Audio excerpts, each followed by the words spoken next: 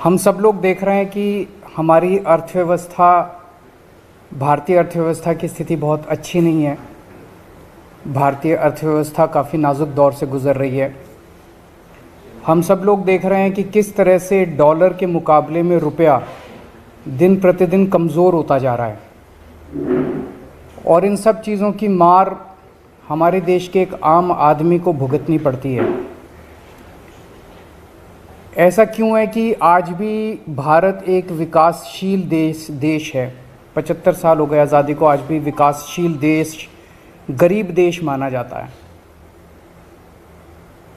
हम सब चाहते हैं कि भारत विकसित देश बने, हम सब चाहते हैं कि भारत अमीर देश बने और हम सब चाहते हैं कि हर भारतवासी, भारत का हर परिवार अमीर परिवार बने।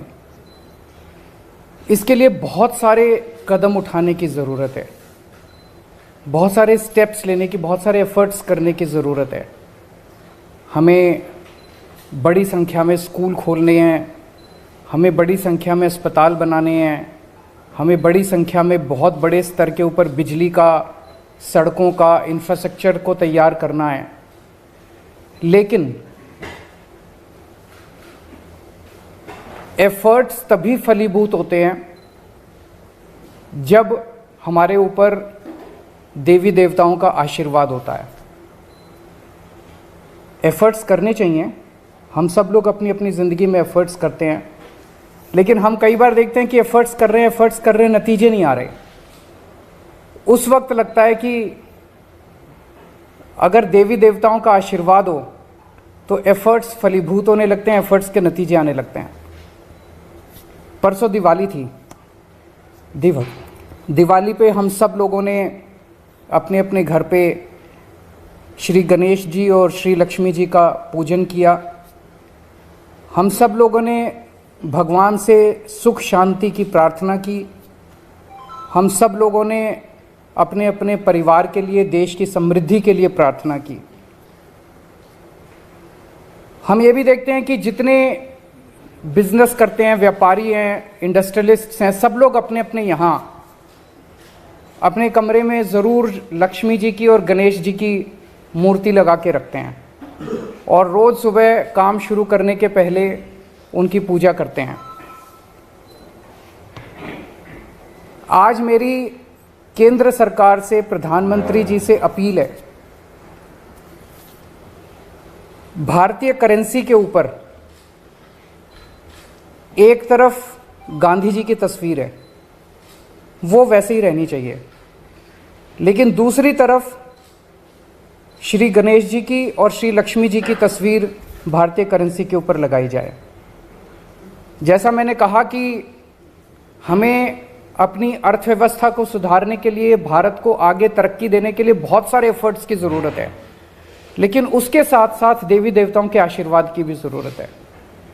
अगर भारतीय करेंसी के ऊपर एक तरफ गांधी जी की तस्वीर है, वो एज इट इज़ रहे, दूसरी तरफ अगर लक्ष्मी जी की और गणेश जी की तस्वीर होगी, तो इससे पूरे देश को उनका आशीर्वाद मिलेगा।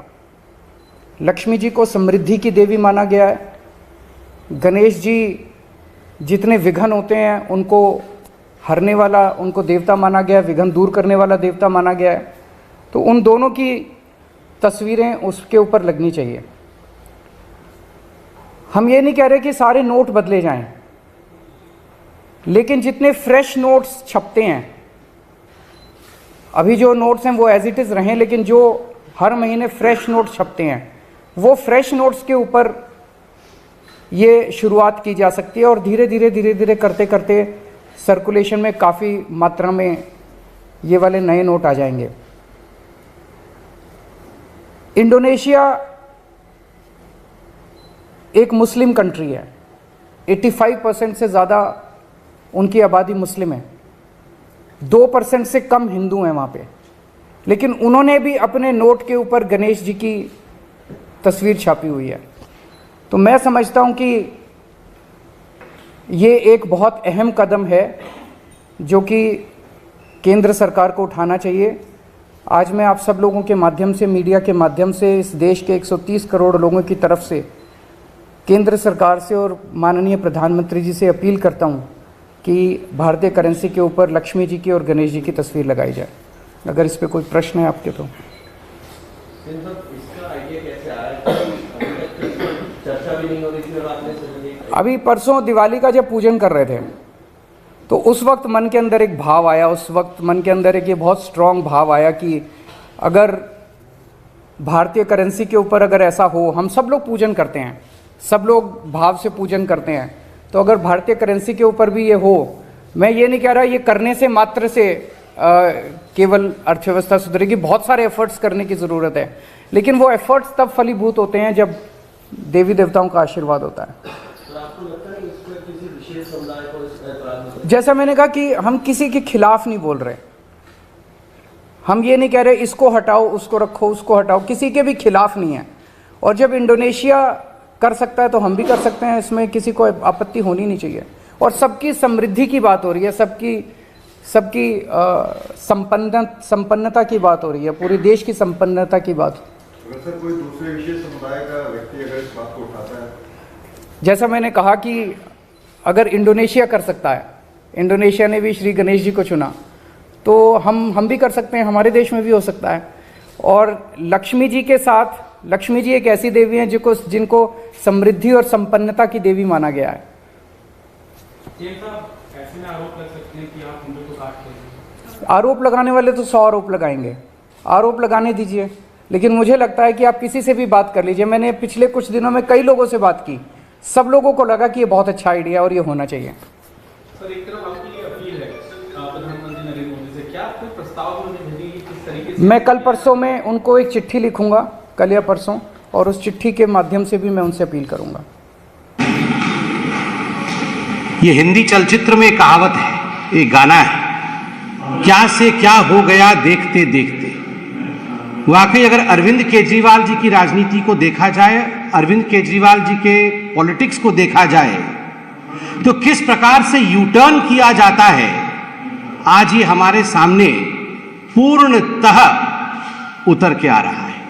आप सोचिए, वही अरविंद केजरीवाल जो थोड़े दिन पहले प्रेस कॉन्फ्रेंस करके कह रहे थे कि अगर गलती से आपने दिवाली मना लिया तो आपको जेल में डाला जाएगा, आज वो अचानक लक्ष्मी जी और गणेश जी के विषय में बोलते हुए पाए जा रहे हैं। दिवाली लक्ष्मी जी और गणेश जी का पर्व है और दिवाली मनाने पर जेल में डालने की धमकी देने वाला व्यक्ति आज किस प्रकार का यू टर्न ले रहे हैं, आज किस प्रकार का ढोंग कर रहे हैं, यह भी हम देख रहे हैं। ये अरविंद केजरीवाल जी वही व्यक्ति हैं जिन्होंने विगत वर्षों में कहा था कि जहां राम मंदिर बन रहा है, जहां भव्य राम मंदिर बन रहा है, वहां राम मंदिर नहीं बनना चाहिए, वहां तो अस्पताल बनना चाहिए।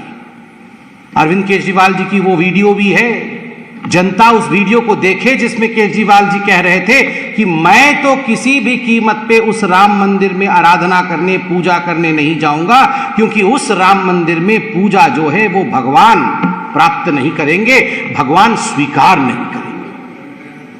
उन्होंने अपनी दादी के विषय में भी कहा था कि दादी बहुत नाराज थी कि वहां राम मंदिर बना था। और आज आप सोचिए कि किस प्रकार से अरविंद केजरीवाल जी ने यू टर्न लिया है। ये वही अरविंद केजरीवाल जी है जिनके बहुत सारे मीम, जिनके बहुत सारे हिंदू विरोधी फोटो प्रसिद्ध हैं उनके ट्वीट में। लक्ष्मी गणेश जी की पूजा कभी भी दिवाली के अवसर पर या वैसे भी स्वस्तिक चिन्ह के बिना पूर्ण नहीं होती। दिवाली में जब हम दिवाली मनाते हैं तो स्वस्तिक चिन्ह बनाते हैं, स्वस्तिक चिन्ह को अंकित करते हैं, तब जाके ये पूजा पूर्ण होती है। इसी स्वस्तिक चिन्ह को झाड़ू से मारने का काम, इसी स्वस्तिक चिन्ह के ऊपर झाड़ू चलाने का काम और स्वस्तिक चिन्ह के ऊपर हंसने का काम अरविंद केजरीवाल जी ने ट्वीट के माध्यम से किया था। वह ट्वीट भी आज जनता जनार्दन के सामने मौजूद है, पब्लिक डोमेन में। आप देखिए, वही अरविंद केजरीवाल जी आज भक्त बनने की कोशिश कर रहे हैं।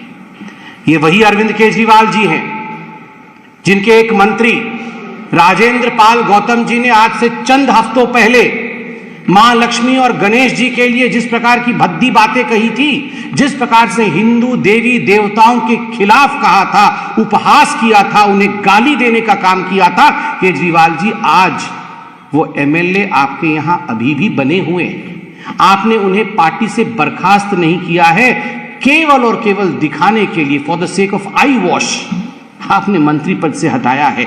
आज भी वो आपके एक बड़े नेता हैं, आज भी आपके पार्टी के एमएलए हैं। मां लक्ष्मी के खिलाफ और भगवान श्री गणेश के खिलाफ उन्होंने टिप्पणी की थी। इतना ही नहीं, ताहिर हुसैन और ऐसे अनेकों नेता हैं अरविंद केजरीवाल जी की किटी में, अरविंद केजरीवाल जी की पार्टी में, जिनके कारण 85 लोगों को मौत के घाट उतारा गया नॉर्थ ईस्ट दिल्ली के दंगों में।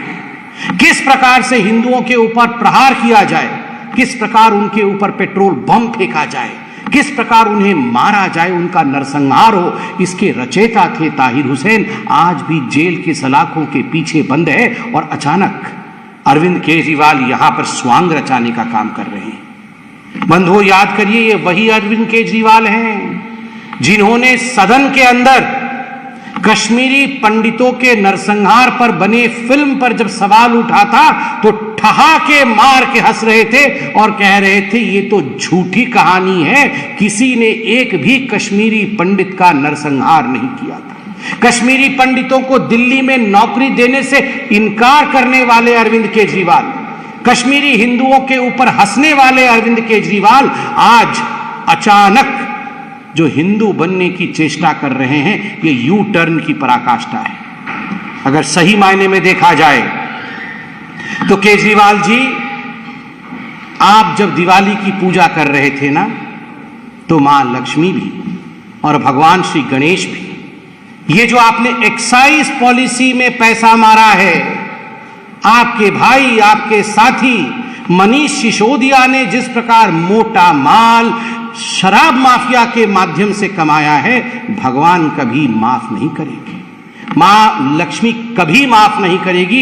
इस प्रकार जो शराब में घोटाले करते हैं और गरीबों के पैसों का गबन करते हैं। जहां तक हिंदुस्तान का सवाल है, अरविंद केजरीवाल जी, इसमें तो कोई शक नहीं कि हिंदुस्तान के ऊपर, भारत के ऊपर मां लक्ष्मी और प्रभु श्री गणेश का, महादेव और राम का आशीर्वाद है।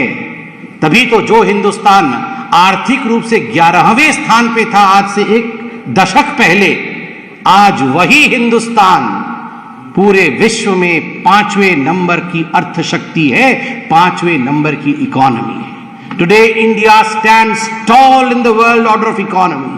Today, India is one of the leading economic country.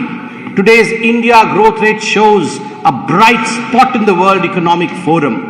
और केवल राजनेता ही नहीं कह रहे हैं, अगर सही मायने में देखा जाए तो विश्व पटल कह रही है कि विश्व भी अगर रिसेशन में चला जाए, और संभावना है कि विश्व रिसेशन में चला जाए, ग्लोबल रिसेशन हो जाए, किंतु लक्ष्मी और गणेश जी की कृपा और प्रधानमंत्री नरेंद्र मोदी जी के ऊपर जो इनकी कृपा है और उनका जो परिश्रम है, उसके कारण भारतवर्ष कभी भी रिसेशन में नहीं जाएगा। निरंतर अपने परिश्रम के कारण, निरंतर अपने साधना के कारण हमारे प्रधानमंत्री जी के ऊपर मां लक्ष्मी, प्रभु गणेश, भगवान श्री राम, महादेव की कृपा है और तभी आज भारतवर्ष आगे बढ़ रहा है।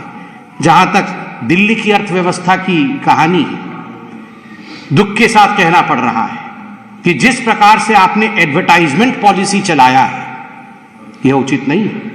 8 लाख रुपए का स्प्रे बनाते हैं पूसा इंस्टीट्यूट में और 24 करोड़ रुपए उस स्प्रे के एडवर्टाइजमेंट में खर्चा करते हैं, उसके प्रचार प्रसार में खर्च करते हैं, और आप ठीकरा लक्ष्मी गणेश जी पे फोड़ देते हैं कि हमारे देश पर मां के आशीर्वाद नहीं है। मां का आशीर्वाद सदैव था, है और रहेगा। अपनी नीयत को ठीक करना होगा। कहीं ना कहीं कम काम और ज्यादा दिखावा, ज्यादा एडवर्टाइजमेंट, ये जो अर्थनीति आपने अपनाया है केजरीवाल जी, इसे आपको ठीक करना होगा।